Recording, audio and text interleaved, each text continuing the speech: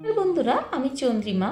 আজকে আমার সাধারণ রান্নাঘরটা কিভাবে পরিষ্কার পরিচ্ছন্ন করছি এবং রান্নাঘরেরই ফেলে দেওয়া জিনিস দিয়ে কিভাবে সাজিয়ে গুছিয়ে রান্নাঘরটাকে অসাধারণ করে তোলার চেষ্টা করছি, তাই তোমাদের সাথে শেয়ার করছি। ভিডিওটি ভালো লাগলে লাইক করো আর বন্ধুদের সাথে শেয়ার করো আর কমেন্টস করে জানিও কেমন লাগছে, আর সাবস্ক্রাইব করে বেল আইকন প্রেস করে পাশে আমার বন্ধু হয়ে থেকো। দেখতে পেলে আমার বেশ কয়েকটা হাতা খুন্তি সব কীরকম কালো হয়ে গেছে, ব্যবহারের উপযোগী নেই, কিছু কিছু ভেঙেও গেছে সাইড দিয়ে। তো এগুলোই আমি কালার করে এর মধ্যে কিছু লিখে রান্নাঘরটা একটু অন্যরকম করার চেষ্টা করছি। এটাতে তো আমার কোনো খরচা হচ্ছে না, জিরো কস্টিংয়ে। তো সেই জন্যই দেখো এগুলো প্রথমে কালার করেছি এবং কালার করার পর খুবই সুন্দর লাগছে এবং এক একটা কোটেশন এর মধ্যে দিয়ে রান্নাঘরটা অ্যাট্রাকটিভ করার চেষ্টা করছি। আসলে কি বলতো, পরিষ্কার পরিবেশে রান্না করলে রান্না করার কাজটা বেশ মন দিয়ে করা যায় এবং আনন্দ সহকারে মন দিয়ে রান্নার কাজটা করলে রান্নাটাও ভালো হয়। তাই সবসময় রান্নাঘর পরিষ্কার পরিচ্ছন্ন রাখাটা অত্যন্ত জরুরি। আর রান্নাঘরটাকে যদি একটু সাজিয়ে গুছিয়ে নিই তাহলে দেখতেও ভালো লাগে আর পরিবেশটাও সুন্দর হয়ে ওঠে। বলতো, পরিষ্কার রান্নাঘর আমাদের এবং আমাদের পরিবারকেও সুস্থ রাখতে সাহায্য করে। এটি আমাদের জীবনের প্রতি ভালোবাসারই একটা প্রকাশ বলতে পারো। তো দেখো, তোমাদের সাথে কথা বলতে বলতে আমার প্রায় সব হাতা খুন্তিগুলোই কালারিং হয়ে আসছে, আর মেরুনের মধ্যে এই ইয়েলো কালারটা বেশ ভালোই যাচ্ছে। তো আমি প্রথমে ভেবেছিলাম এটা আমি হোয়াইট দিয়ে করব, তো দেখলাম যে হোয়াইট দিয়ে মাঝে না করে হোয়াইট দিয়ে এই যে টিপগুলো করছি সেগুলো সাইডে দেবো আর মাঝখানটা ইয়েলো দেবো। তো আমার তো ভালোই লাগলো। আর এই দেখো একটা ফেলে দেওয়া ব্যাগ, এটা ফেলেই দিচ্ছিলাম, তো ফেলে দেওয়ার আগে আমি ভাবলাম এটা দিয়ে যদি কিছু করা যায়। আর দেখো একটা কন্টেনার আছে, কন্টেনারটা ইউজ করার মতো নয়, তো তার চারিদিকে ব্যাগটা আমি কাঁচি দিয়ে কেটে ব্যাগের যে লেদারের পোর্শনটা ছিল সেটা চারিদিকে দিয়ে দিলাম। আর এটা দুধের ক্যান, সেটাও নষ্ট হয়ে গেছে, তো সেটাকেও আমি দেখো এই কভার করে দিলাম, ব্যাগের এই পোর্শনটা দিয়ে চারিদিকটা এইভাবে কভার করে দিলাম। আর এটা হচ্ছে রেডমির একটা ফোনের কভার, তো এটাকেও আমি দেখো এই দুদিকে আমি ভালো করে আঠা দিয়ে গ্লুগান দিয়ে ভালো করে পেস্ট করে নিলাম। নিয়ে তারপরে ওই কাপড়ের ব্যাগের যে কাপড়টা ছিল, যে লেদারের পোর্শনটা ছিল, ওটাই চারিদিকে পেস্ট করে দিলাম। তাইলে কি হলো, একই কালারের সবগুলো হয়ে গেল।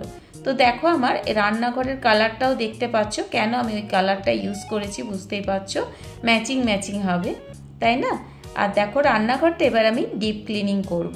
তো তার জন্য তোমরা পুরো দেখে নিলে যে রান্নাঘরটার কি অবস্থা ছিল। প্রথমে আমি তাক থেকে সমস্ত জিনিসগুলো বার করে নিলাম, যেটা আমার বাসনের তাক।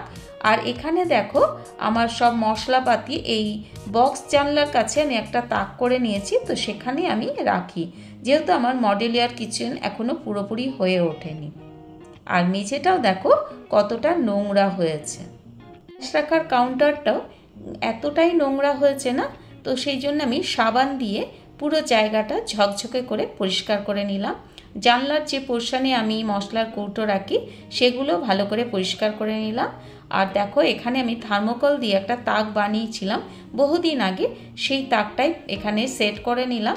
এবার রান্নার জিনিসগুলো, মশলাপাতিগুলো টুকটাক যেটা খুবই দরকার সেগুলো এখানে রাখলাম।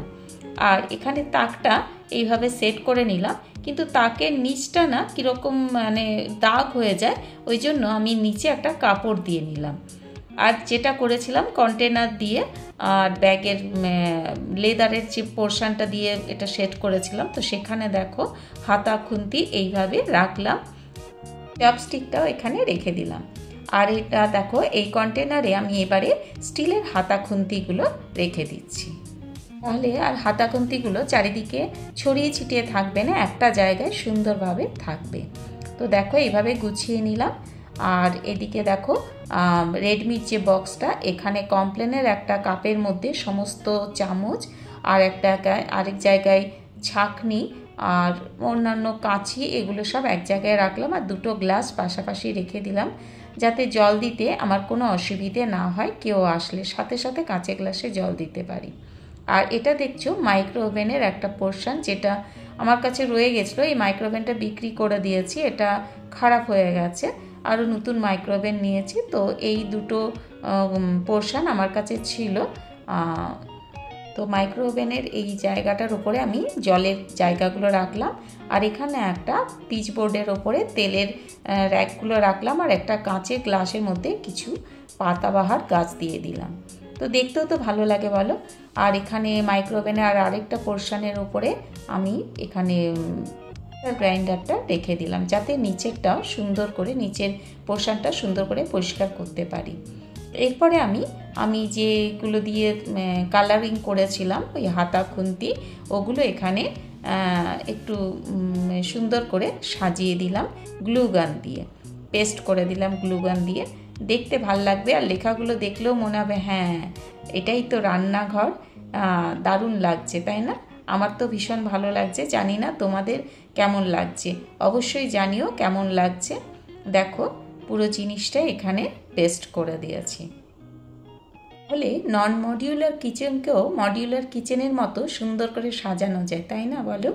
একটু লাইট দিয়ে দিয়েছি ওপরে, আর দেখো ম্যাচিং করে সব কিছু দিয়েছি। আর মাইক্রো ওভেনে যে জায়গাটা ফেলে দেওয়ার মতো এটা আর ইউজ করা হয় না, সেটা দিয়েও আমি সুন্দর করে বোতলগুলো সাজিয়েছি। আরেকদিকে মিক্সার গ্রাইন্ডারটা রেখেছি, আর এইভাবেই যতটা পেরেছি রান্নাঘরটাকে সুন্দর করে সাজিয়ে তোলার চেষ্টা করেছি। তো আমার কাছে এই সাধারণ রান্নাঘরই অসাধারণ হয়ে উঠেছে, নিজের মতো করে সুন্দর করে গুছিয়ে নিয়েছি। তোমাদেরও যদি এরকম রান্নাঘর থেকে থাকে যেটা মনে হচ্ছে খুব একটা ভালো লাগছে না, তাহলে ছোটোখাটো জিনিস দিয়ে এইভাবে সাজিয়ে গুছিয়ে নিও। আর তার আগে অবশ্যই পরিষ্কার পরিচ্ছন্ন করে নিও, মানে এখন যেটা আমরা বলি ডিপ ক্লিনিং। তো এরকম করে আমাদের রান্নাঘরটা আমরা আমাদের মতো করে সুন্দর করে সাজিয়ে তুললাম।